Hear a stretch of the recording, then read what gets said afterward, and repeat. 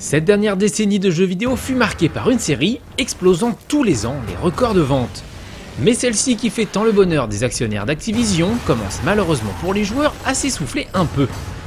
Et oui, avec la même régularité que le Père Noël monte dans son traîneau, Call of Duty nous resserre la même recette tous les ans.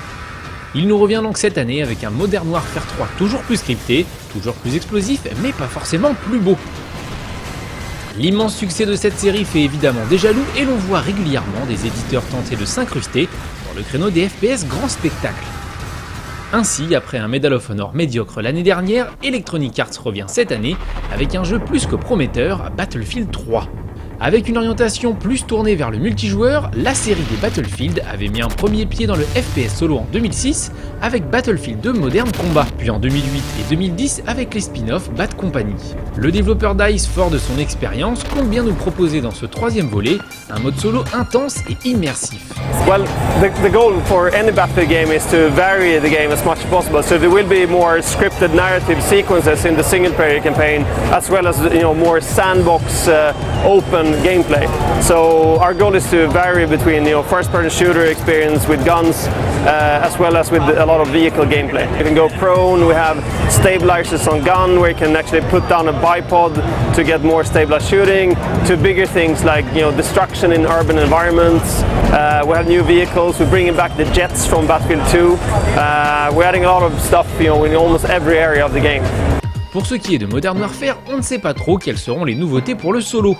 En effet, le développeur que l'on a pu rencontrer n'était pas très loquace.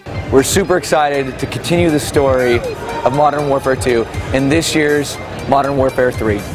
As you recall, at the end of Modern 2, Russia had invaded the United States, had wiped out DC, and taken down the traditional US forces. Task Force 141 was either on the run or killed, and the battle is ensuing across the eastern coast. We pick up and we progress through Manhattan on a fight in New York, and then across Europe and Africa. Mais outre le solo, le multi reste l'un des plus gros atouts du jeu. Multiplayer is going to be super exciting this year. We're not talking about the specifics yet, but we do have some great things to share on Spec Ops with a new survival mode, as well as integration with our innovative new service Elite. Bon, on ne sait pas si l'équipe derrière le multi de Modern Warfare 3 prépare des nouveautés secrètes ahurissantes ou si elle compte tout simplement sur la grosse communauté de fans qui suit la série pour acheter le jeu les yeux fermés. En tout cas, du côté de Battlefield, on a des choses à dire. The multiplayer modes, we have several modes in the game. What we're showing here is a mode called Rush. We actually go through a map more like a journey rather than being an arena. So one map is more or less like 5 normal maps in any other game. Then we have the Conquest game mode, which is really big, where we have everything from jets to tanks to jeeps, as well as infantry gameplay. And then we're also introducing a game mode that we've seen in other games before. Team deathmatch, which will be more straightforward, but adding then vehicles and destruction to that. Mais outre la conduite de véhicules et ses différents modes multi, Battlefield propose aussi différentes classes jouables au gameplay bien différent. The brilliance with Battlefield is that it's so varied that it doesn't really matter what playstyle you have. You can always find your role on the battlefield, no matter if you're really a Twitch skilled player, which is you're really fast with a gun, or if you're just a very supportive player where you can help your team to win rather than actually doing the shooting yourself. There's so many roles that you can play on the battlefield, and therefore the game fits every person, every playstyle. Mais la différence la plus évidente entre nos deux jeux est bien évidemment l'habillage graphique. Modern Warfare 3 a été créé avec le même moteur graphique que Black Ops. Ce dernier, nommé IW Engine, a été utilisé pour tous les épisodes de la série et amélioré au fil des ans. Les développeurs de DICE ont quant à eux créé un moteur graphique de toutes pièces, l'époustouflant Frostbite 2. It includes everything from destruction to lighting, animation, audio, scale, everything that you need to be able to build a game like this.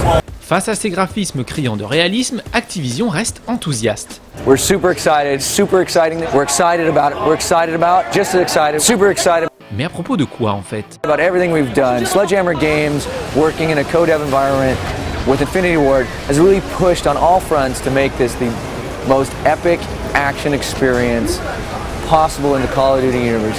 We're thrilled to have a fully immersed, fast, fun game coming out to our fans in November 8th, 2011. Et ils ont de quoi être contents, parce qu'ils en ont des fans.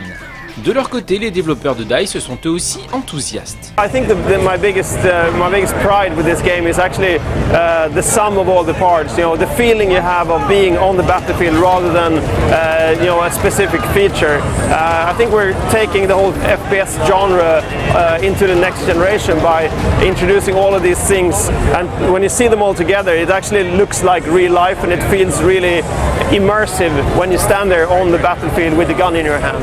On espère que les efforts fournis par DICE seront récompensés et que leur jeu renouvellera le genre. Mais ne soyons pas langue de bois, d'après le peu que l'on a pu voir, les deux jeux semblent très bons. La bataille de cette fin d'année s'annonce rude, mais on vous conseille d'attendre nos tests avant de choisir votre camp.